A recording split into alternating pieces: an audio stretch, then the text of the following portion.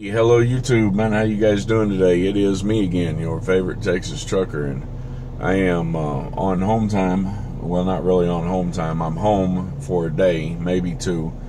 I got some things I got to take care of, and then I'll be back out on the road again. It's really not my home time. My home time doesn't start until next week, and I'll be taking a couple days off for Thanksgiving. But y'all have been on me about doing some videos, doing an update or two.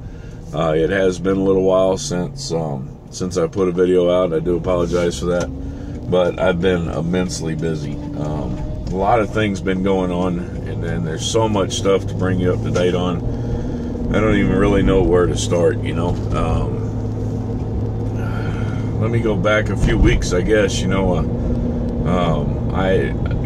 while back, I guess 2 or 3 months ago, I was having some problems with my loads with the dispatcher that I had at the time, and things just weren't working out. You know, the way she was doing things and the way I like to do things were completely different, and it was costing me.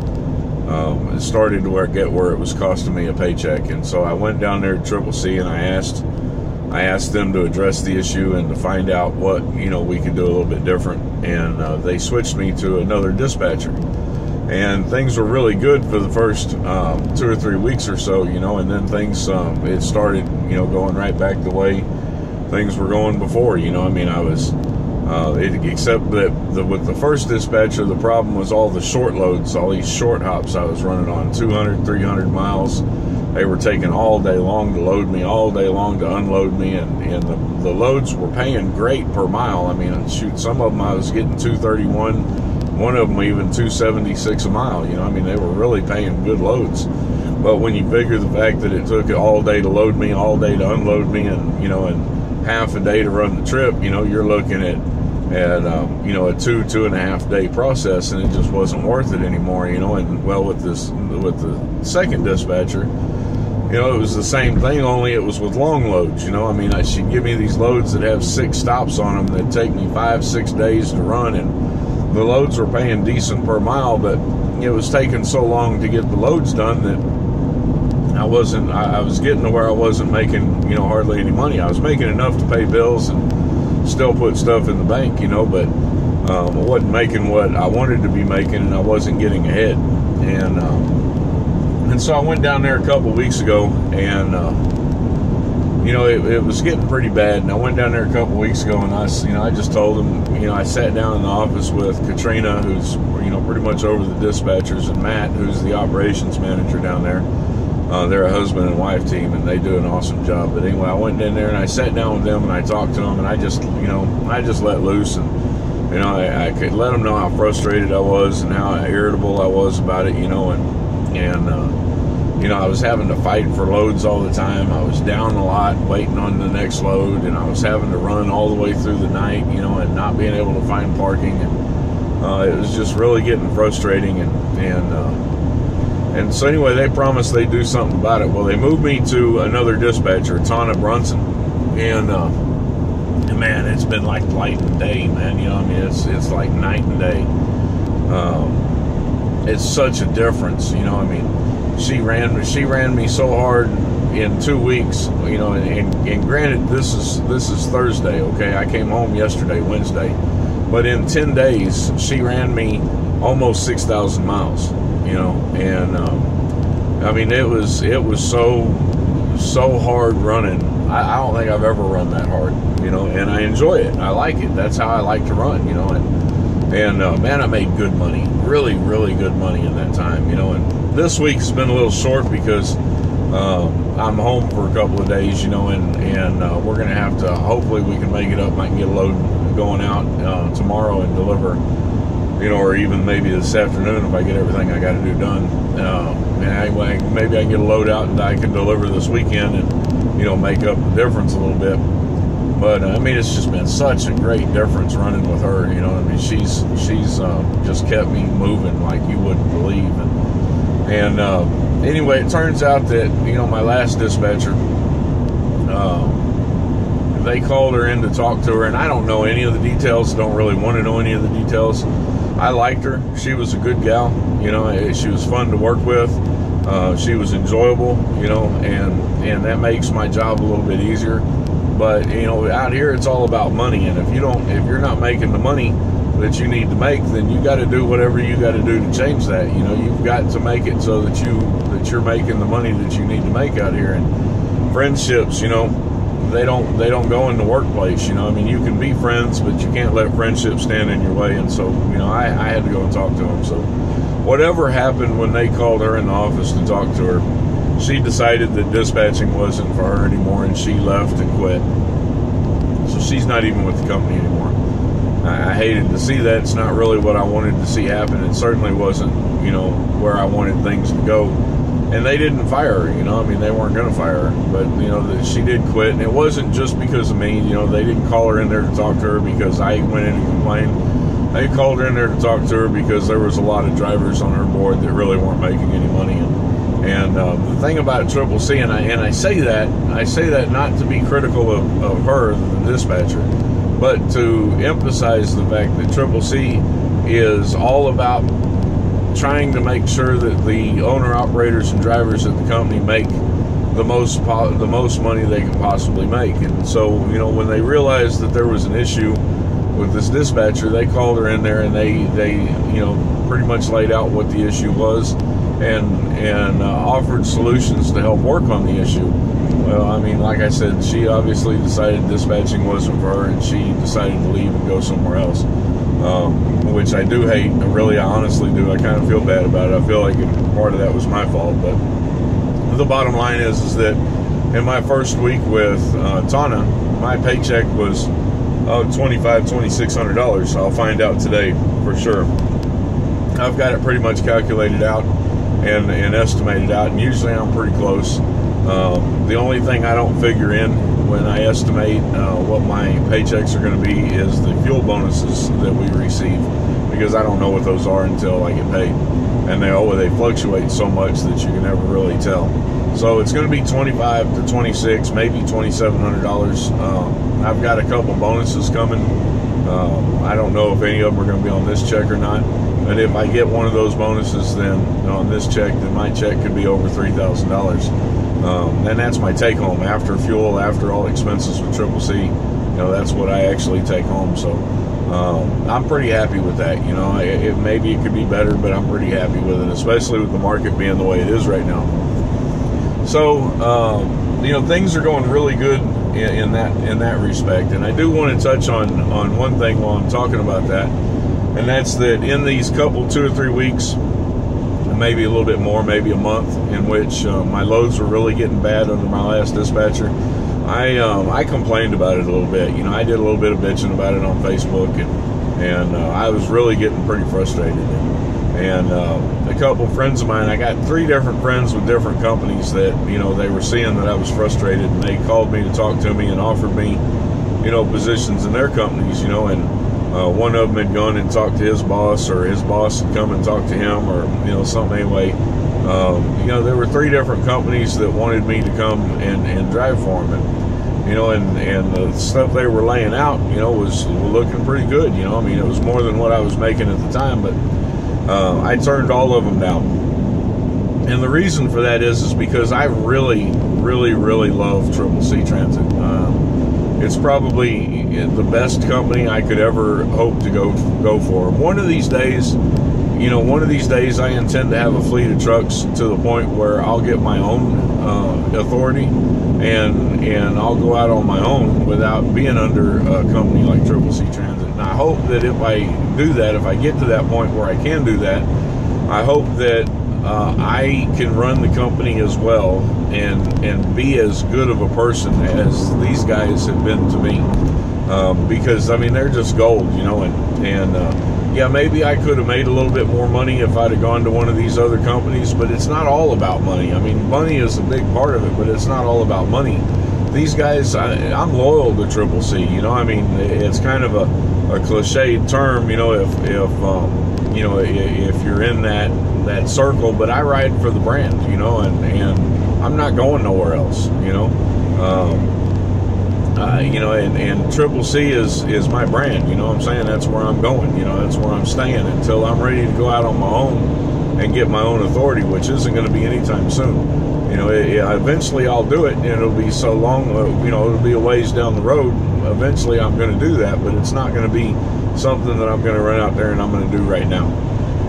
And until I'm ready to make that move, I intend to stay here at Triple C, unless something changes and it's something that's, you know, so bad that I just can't deal with it anymore. And I honestly don't see that going. You know, I mean, Kevin, the owner at Triple C, that dude is such a good person. You know, I can't speak highly enough about the guy. You know, I mean, he is just an awesome guy. You know, and he's really concerned about his drivers, and he really does the best that he can, you know, for his owner operators. You know, and you know, I mean, there's some things that are out of his control, some things that he just can't. You know, I mean, the market, you can't do anything about the market. You can't make loads appear, and you can't make them pay what you want them to pay. So we have to make do with what's out there.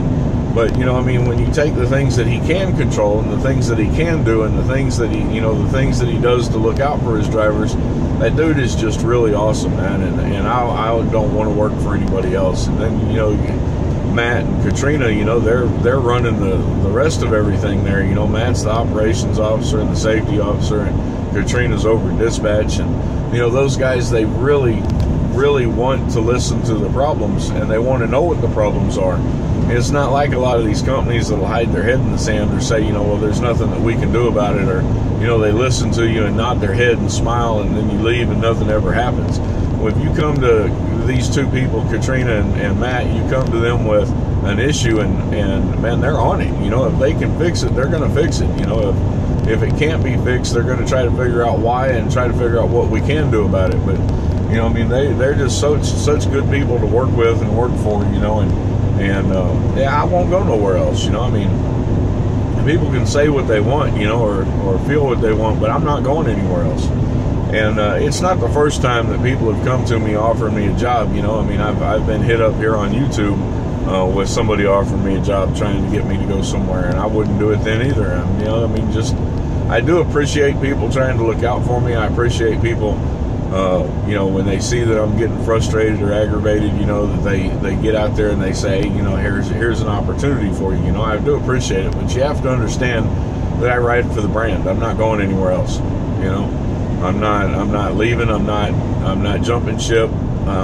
This is where I'm at, and this is where I'm going to stay. You know, if this place sinks, I'll go down with the ship. You know, and you know, I'll pick up the pieces when it's over with. But I'm not going anywhere else. My sole desire and purpose working for Triple C is for me to make money and build this company up, to help build it up with good, solid drivers, good, solid people that will have a little bit of loyalty and a little bit of damn intelligence about themselves, you know, to try to get, you know, the people that don't do stupid shit, put it that way. I've got a couple stories, but I'm not going to share them because one, I'm not sure if I'm really even supposed to know the details of some of the stupid things that people do, and two, because, you know, there's just, you know, no company, you're not going to have a company, it doesn't matter what company it is, that doesn't have some dumbass person in it. But I would like to help build the company up with good, solid people that are dependable, you know, and so that's my goal, you know, and I'm not leaving the company. I just want to make that clear. Now, changing gears and going and talking about Blue. There's so many things to talk about. I changed the speedometer on Blue, and man, I wish I could have worked it out so that I could have done this video while I was in Blue so I could show you the speedometer. But it's a Teltec digital speedometer, and if you follow me on Facebook, you've probably already seen a picture of it on Facebook. When I first replaced it, I had like 11 miles on it after I replaced it. That was after calibrating it and all that kind of stuff. And anyway, I replaced the speedometer on it, and I still need to replace the speed sensor. It's every now and again when I'm on cruise control, I'll get a code for a faulty speed sensor. So I gotta fix the speed sensor. I replaced the air compressor just last week, or actually it was only about 3 or 4 days ago. I put a brand new air compressor on it. My air compressor was blowing water and oil through my air system and had a blown head gasket. and man, it was screwing everything up. My purge valve was sticking, and the truck was leaking air because the purge valve wouldn't shut all the way. And you know, and it's a brand new purge valve. I replaced it about 3 months ago. So I went out and I bought a new air compressor. I went to Kenworth, and Kenworth quoted me $1,088. Well, I wasn't gonna pay $1,088 for a fucking air compressor, especially not since it's a remanned compressor, and you know, and you know, they wanted my core for it. So I go to Truck Pro, and I've got an account at Truck Pro as an independent driver. And so, I mean, not Truck Pro, Napa. I went to Napa, and Napa had the exact same Holstein air compressor, the exact same compressor, also a reman, but they only wanted $253 for it. So, you know, hell, $800 difference. It doesn't make any damn sense, you know. So of course, I got it from Napa, and I changed it out. I think I'm probably going to change out my governor also here in a couple weeks, just because, you know, that I don't know how old that governor is on there, and I might as well just go ahead and change it. It's not that expensive to change, so I might as well go ahead and change it. I'll do that here pretty soon. And then, let's see, what else? Tightened up some bolts and stopped a couple of the oil leaks. I still have one oil leak, and it's a possibility. I don't know. I'm going to have to get underneath there and look at it, or get a mechanic to get underneath there and look at it. But it's a possibility that I may have my rear main seal leaking in my engine. And if that's the case, I'm going to have to pull the transmission. And when I do that, I'll just replace the clutch in it at the same time. But I'm going to have to pull the transmission and fix that seal. That's going to be a big dollar item, so I don't know about that. I'm hoping that's not the issue. I'm hoping it's coming from the oil pan, but if it's the rear main seal, I'm definitely going to have to take care of it. Other than that, the truck's been running great. I haven't had any problems with it. We have been up there in some cold weather, cold temperature areas, and honestly, it's been so cold that I've had to use the heater in the truck, which, if anybody knows me, they know that I like cold. So when I turn the heater on, that means it's pretty damn cold outside. And so I've turned the heater on. My heater blows. This is the first time I've used this heater in this truck. That heater blows so damn hot that I can't keep it on. Even on the lowest setting, I can't keep it on. It is that hot. And you know, it's pretty rough. So anyway, I've had to turn it on, turn it off, turn it on, let it get hot, turn it off, let it cool down, turn it back on, let it get hot again, turn it back off, you know.